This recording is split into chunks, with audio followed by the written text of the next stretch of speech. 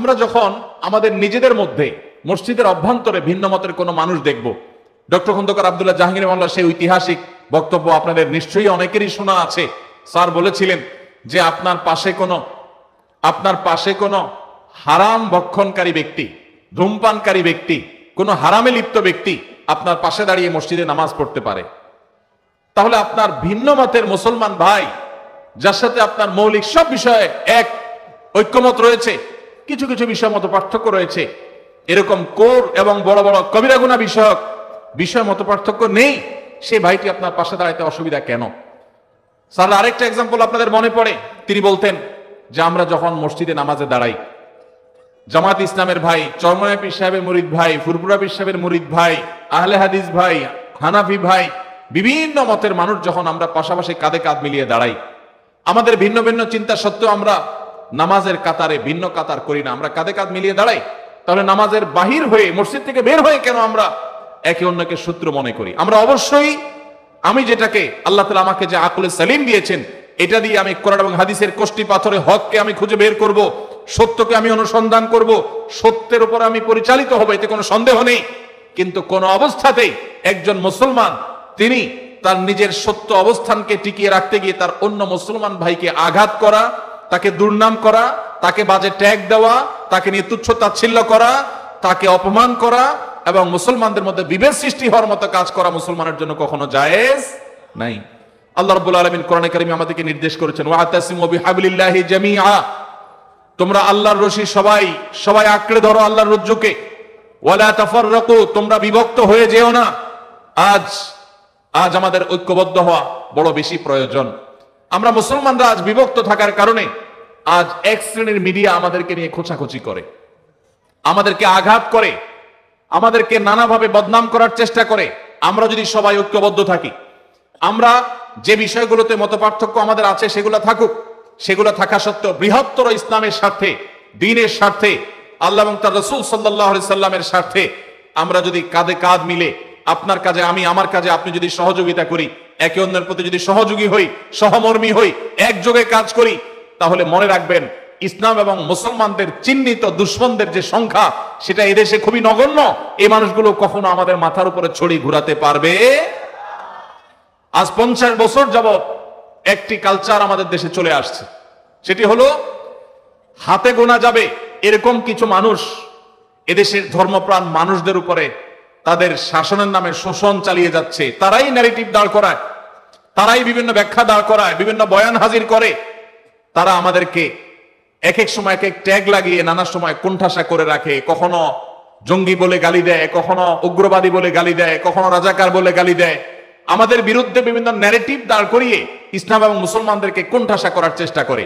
আমি একটা কথা প্রায় সময় বলি, যারা আমাদের রাষ্ট্র থেকে ইসলামকে সম্ভব হলে জাদুঘরে ঢুকিয়ে ফেলতে চান, তারা 50 বছর যাবৎ সেই কাজ করেছেন, তাতে দেশ পাতাল থেকে আকাশে উঠে যায় নাই। আমরা দেখেছি আমাদের বন্ধুপ্রতিম দেশ মালয়েশিয়াতে তাদের সংবিধানে তারা ইসলামকে ধারণ করেছে, তাদের প্রত্যেকটা ক্ষেত্রে তারা ইসলামকে ধারণ করেছে, তাদের রাষ্ট্রের প্রত্যেকটা এলিমেন্টের মধ্যে ইসলামের কণা আপনি খুঁজে পাবেন, খাঁজে বাজে ইসলাম খুঁজে পাবেন। তারা আমাদের চাইতে এগিয়ে আছে না পিছিয়ে আছে? তাদের কাছে কর্মী হয়ে যাওয়ার জন্য আমরা সিরিয়াল দিয়ে বসে থাকতে হয়। আজ ধর্মকে দূর দূর করা মানুষগুলো 50 বছরে আমাদেরকে তাদের লেভেলে নিয়ে যেতে পারে নাই। এই দেশে বহু আগের জরিপ অনুযায়ী 3 লক্ষের বেশি মসজিদ ছিল, এখন সেটা হয়তো 4 লক্ষে পৌঁছেছে। 4 লক্ষ মসজিদের কমপক্ষে ইমাম এবং মুয়াজ্জিন মিলিয়ে 8 লক্ষ মানুষ, যারা সমাজকে নেতৃত্ব দেয়, লিড করে। জুমার দিন রাত পোহালে জুমার নামাজ, কয়েক ঘন্টা পরে জুমার নামাজের আজান হবে দুপুরে। এই জুমার দিন রাত পোহালে যে জুমার দিন, সেই জুমার দিনে জুমার নামাজে 12:30 থেকে 1:30 পর্যন্ত 4 লক্ষ মসজিদে, এক একটা মসজিদে যদি গড়ে 150 করে মানুষ নামাজ পড়তে আসে এভারেজে, শহরে বেশি থাকে গ্রামে কম থাকে, সব মিলিয়ে যদি আমরা গড়ে 150 করে মুসল্লি ধরি এক একটা মসজিদে, 4 লক্ষকে 150 দিয়ে গুণ দিলে 6 কোটি হয়। 6 কোটি মানুষ 12:30 থেকে 1:30 এই টাইমে, পুরো সপ্তাহের সবচাইতে ফ্রেশ টাইমটা, যে টাইমটাতে সারা সপ্তাহের সেরা ঘন্টা শুক্রবার সকালে দিয়া, স্কুল নাই, মাদ্রাসা নাই, ব্যবসা বাণিজ্য নাই, অফিস আদালত নাই, সারা সপ্তাহের সবচেয়ে সেরা ঘুমটা দিয়া, এরপরে সবচেয়ে ভালো ফ্রেশ করে গোসলটা করে, মনে কর করে জামা পরে, সুগন্ধি ব্যবহার করে, তাদের সারা সপ্তাহের সবচেয়ে সোনালী সময়টা, সবচেয়ে রিফ্রেশড যে সময়টাতে আছেন, সেই সময়টাতে তারা মিম্বরে ইমাম সাহেবদের মুখের দিকে, খতিব সাহেবদের মুখের দিকে তাকিয়ে থাকেন। বাংলাদেশের সমস্ত টেলিভিশন চ্যানেল, সমস্ত মিডিয়া, সমস্ত রেডিও চ্যানেল একযোগে যত দর্শক, যত শ্রোতা দেখে বা শুনে, শুধু মসজিদের মিম্বর থেকে জুমার দিনে 12:30 থেকে 1:30 এই সময় 6 কোটি মানুষ যে দেখে, সবগুলো মিডিয়া মিলেও কখনো সারা সপ্তাহে এত বেশি সংখ্যক মানুষ তারা মিডিয়াগুলো দেখে না, বা মিডিয়াগুলো তাদেরকে রিচ করতে পারে না। এই যে বিপুল জনগোষ্ঠীকে প্রতি সপ্তাহে একদিন 1 ঘন্টা ইমাম খতিবরা অ্যাড্রেস করতে পারেন, এই ইমাম শরীফ খতিবদেরকে যদি রাষ্ট্র ওন করে, তাদেরকে যদি রাষ্ট্র টেনে আনে, এবং রাষ্ট্র যদি তাদেরকে অ্যাক্সেস দেয়, তাদেরকে যদি রাষ্ট্র গঠনে মৌলিক ভূমিকা পালন করবার সুযোগ দেয়, তাহলে ধর্মপ্রাণ মুসলমানদের এই দেশ স্বর্ণ হতে বেশি দেরি হবে না ইনশাআল্লাহ তাআলা। ওলামা একরামকে তাদের দায়িত্বটা যদি সঠিকভাবে পালন করতে দেওয়া হয়, এই দেশ থেকে দুর্নীতি জাদুঘরে চলে যাবে ইনশাআল্লাহ। আমরা আশা করব যে নতুন বাংলাদেশে আমরা যে বৈষম্যের শিকার, সংখ্যায় বেশি হয়েও মুসলমানরা আমরা কোণঠাসা, পত্রিকার পাতা খুললে মনে হবে আমরা সবচেয়ে বেশি দোষী, টেলিভিশনের দিকে তাকালে মনে হবে, নিউজের দিকে তাকালে মনে হবে যে আমাদের মুসলমানদেরই দোষ সবচাইতে বেশি।